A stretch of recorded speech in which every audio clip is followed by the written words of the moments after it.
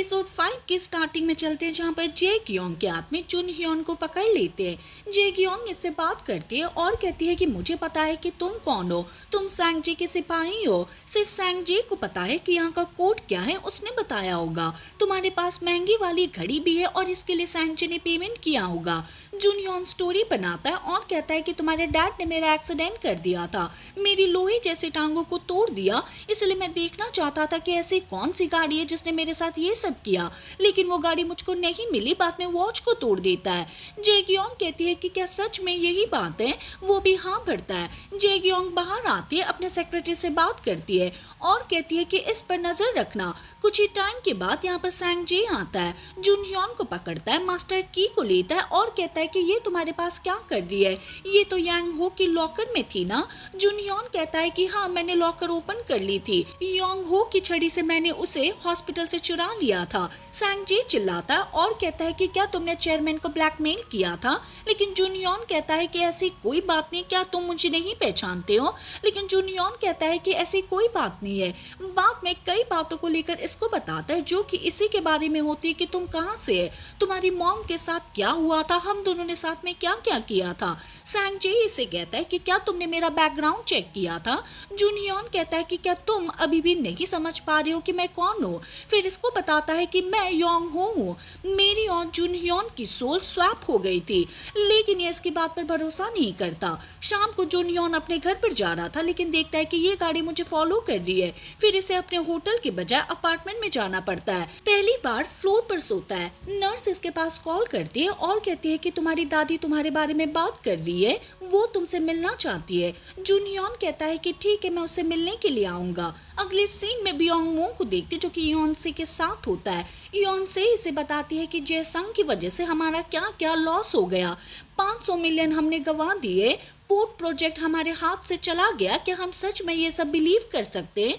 बियोंग मो कहता है कि चॉय सियोंग को लेने के लिए वो हमारी सीढ़ी है।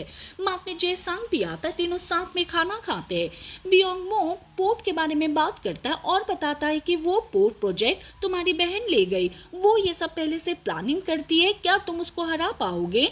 जयसंग कहता है कि चिंता मत करो, मुझे एक मौका और दे दो। बियोंग मो कहता है कि ठीक है, जो GF सोल्यूशन है, जो कि एक बैटरी टेक कंपनी है जिसको जे क्योंग लीड करने वाली है, वो तुम मुझसे ले लो, तुम्हें जितना भी पैसा चाहिए मैं तुमको दूंगा। अगले सीन में जे क्योंग को देखते जो कि बॉक्सिंग कर रही थी। सेक्रेटरी इसके पास आता है और जुन ह्योन के बारे में अपडेट देता है कि वो कहाँ पर रहता है। उसकी एक दादी भी है जिसको डिमेंशिया है।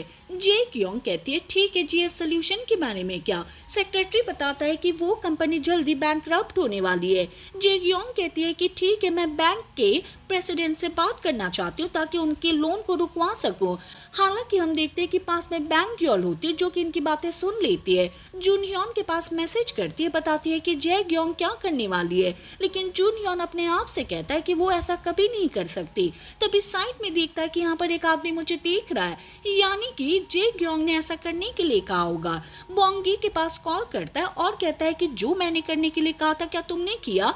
अब हम रात के सीन को देखते जहाँ पर बोंगी चोरी छुपे चेयरमैन के रूम में आ जाता है, छड़ी को लेता लॉकर के अंदर आ गया था और जितना पैसा जुन ह्योन ने लाने के लिए कहा था उतना पैसा ले आता है। सुबह कंपनी में आता है जहाँ पर बोंगे से पैसा देता है। जुन ह्योन पैसे को काउंट करता है और इसको कह रहा होता है कि मुझे लगता है कि तुमने पैसे लिए होंगे, लेकिन ये मना कर देता है। जुन ह्योन कहता है कि ठीक है, मैं सिर्फ मजाक कर रहा था।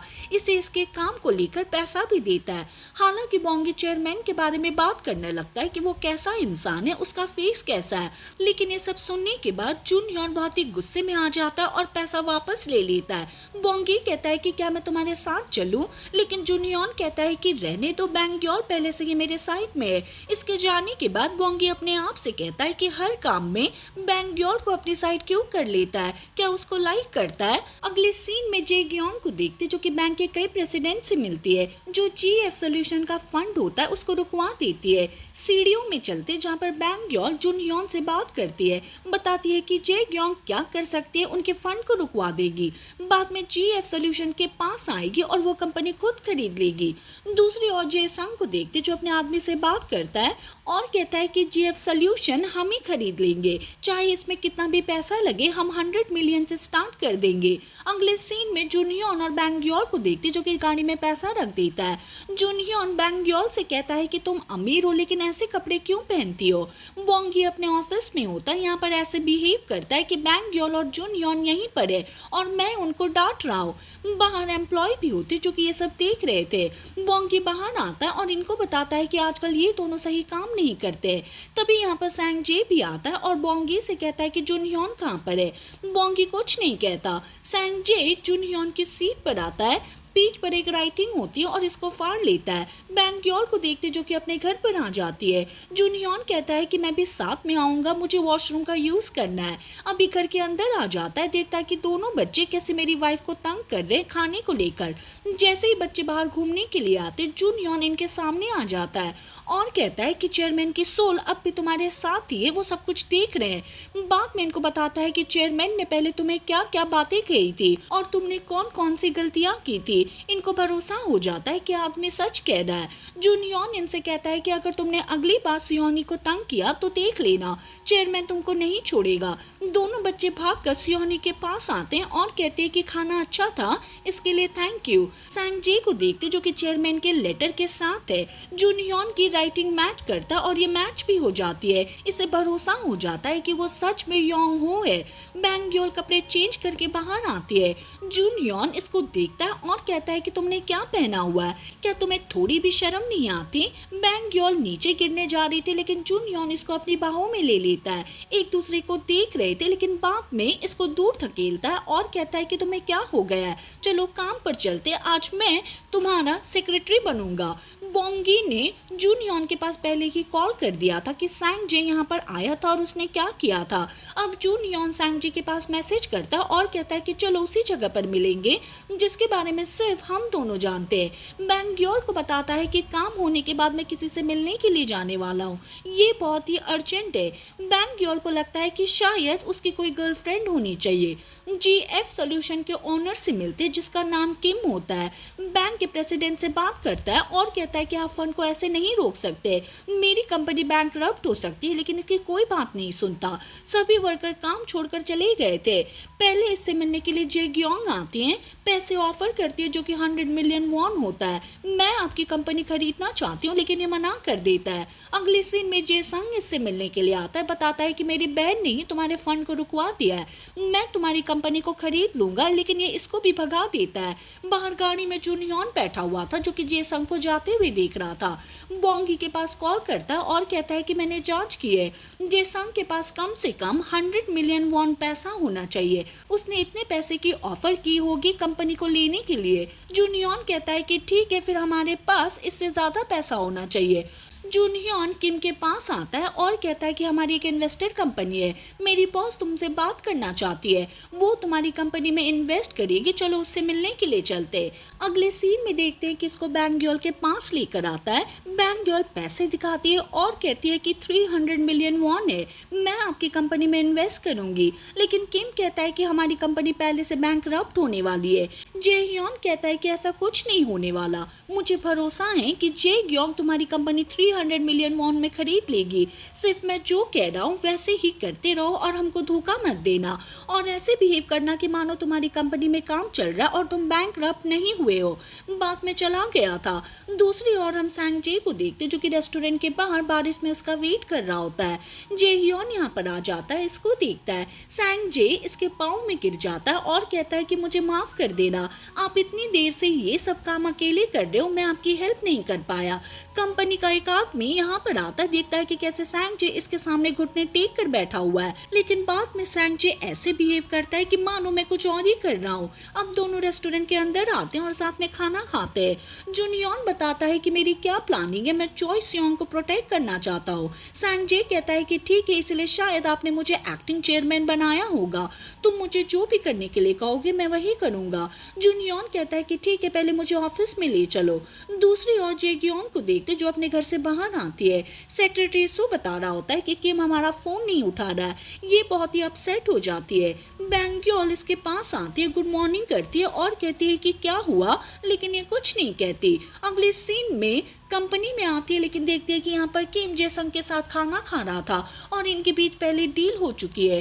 जेसंग के जाने के बाद जे क्योंग इससे बात करती है और कहती है कि क्या तुम उसके साथ डील करने वाले हो। ये भी हाँ भरता है, लेकिन फिर भी कह देता है कि जो ज्यादा पैसा देगा मैं उसी का साथ दूंगा। जेसंग को देखते जो कि पार्किंग एरिया में आता है, यहाँ पर जुन ह्योन भी होता है, जिसको पहले से ही पता था कि जे क्योंग का आदमी मुझ पर नजर रखे हुए हैं। जेसंग गाड़ी से बाहर आता है, लेकिन जुन ह्योन ऐसे बिहेव करता है कि मानो हम दोनों एक दूसरे को जानते हैं और साथ में काम करते हैं। जेसंग को पता नहीं होता है कि ऐसा क्यों कर रहा है। हालांकि साथ में ये भी कहता है कि तुम्हारी बहन को पता नहीं क्या हो गया है, वो इमरजेंसी मीटिंग करना चाहती है। सांग जी को लगता है कि ये सब जीएफ सोल्यूशन की वजह से है और ये हैप्पी हो जाता है। दूसरी ओर सेक्रेटरी को देखते जो कि अब जे क्योंग के पास आता है, कुछ फोटो को दिखाता है जहाँ पर जुन ह्योन जेसंग के साथ था। जेसंग को देखते जो कि अपने ससुर ब्योंगमो के पास आता है और कहता है कि मुझे कुछ और पैसा चाहिए ताकि मैं जीएफ सोल्यूशन को खरीद सकूं। ब्योंगमो उसका साथ देता है। अगले सीन में जे क्योंग को देखते जो कि ये सीन याद करती है कि कैसे जीएफ सोल्यूशन को लेकर बोली लग रही थी और मेरा भाई जीत जाता है। अगले सीन में इससे बात करती है, इसकी कॉलर को पकड़ती है और कहती है कि तुम ये सब क्यों कर रहे हो, अगर 300 बिलियन पैसा दे दोगे तो तुम्हारी कंपनी बर्बाद हो जाएगी, यानी कि हमारा चॉइस योंग ग्रुप है। लेकिन इसने कह दिया था कि मुझे कोई फर्क नहीं पता, मुझे सिर्फ तुम्हें हराना है। अगर फैमिली वाले अमीर हो तो पैसा ही पैसा होता है। जे क्योंग सोच कर कहती है कि ये पैसा टेहा ग्रुप का है। मैंने कहा था कि अपने ससुर से दूर रहना, वो भरोसा करने के काबिल नहीं है। लेकिन जेसंग कहता है कि मैं ऐसा क्यों करूंगा, वो मेरी साइड में है। कुछ टाइम के बाद जे क्योंग बाहर आती है, लेकिन सामने जे ह्योन होता है। जे ह्योन इससे कहता है कि मैंने कहा था कि मैं तुम्हारी साइड में नहीं हूँ, अब देखो कि तुम्हारा क्या हाल हो गया, क्या तुम हेल्प चाहती हो।